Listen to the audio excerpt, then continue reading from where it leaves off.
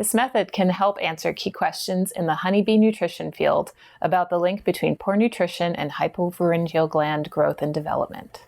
The main advantage of this technique is that one can use it to easily stain, visualize, and measure bee hypopharyngeal glands. Generally, individuals new to this method will struggle because the hypopharyngeal glands can be difficult to locate and dissect without visual guidance. Before beginning the procedure, pour melted cool-setting wax in a glass petri dish. Add 20 microliters of freshly prepared Giemsa stain into one well and 50 to 100 microliters of saline into an adjacent well of 1 microscope slide per nurse worker bee to be processed.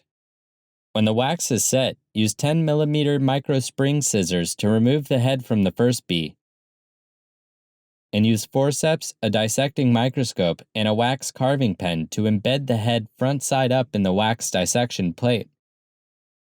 Insert pins in the eyes and mouth to secure the head to the plate, and use a sharp breakable razor blade fixed into a pin vise to make a 2 to 3 mm incision between the eyes and mandibles on each side of the faceplate.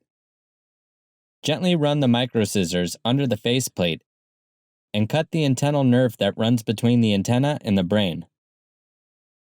Using fine forceps, grab the faceplate by the mouth and pin the tissue face side down to the wax with fine point forceps and a pin.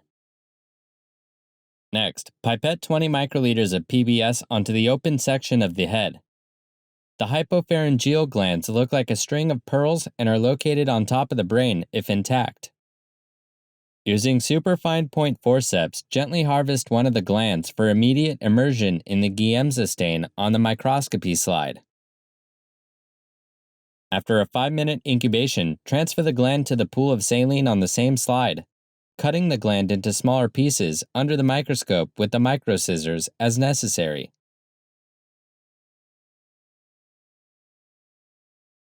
To measure the glands, open the measurement program for the light microscope and select the 10 times magnification. Place the slide onto the microscope stage and manually locate the glands through the eyepiece.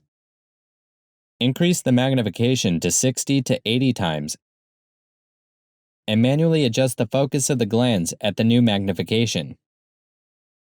Further adjust the focus of the glands on the live image on the monitor and enter the image name and sample description into Image Name box.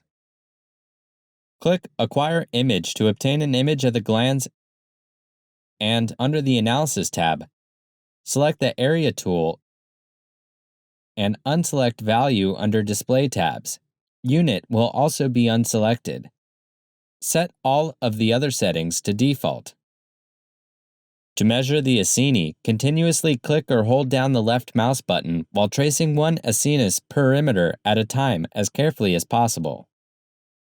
Once all of the acini from a single image have been measured, select Create Report,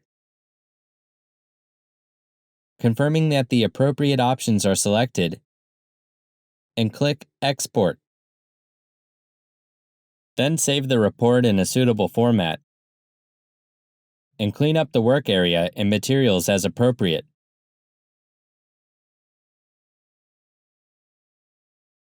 It is difficult to find a proper contrast in defined edges of the acini in unstained tissues. In stained hypopharyngeal glands, the edges of the acini are sharp because of the improved contrast between the stained tissue and the white background. The hypopharyngeal glands grow over time in bees that are fed honey mixed with pollen, compared to bees that are fed honey alone. Hypopharyngeal gland size is also sensitive to the type of pollen provided. For example, bees fed desert or almond pollen demonstrate glands of an equivalent size, while bees fed southeastern pollen diets exhibit glands that are larger than honey alone fed bees, but smaller than glands from bees fed either almond or desert pollen.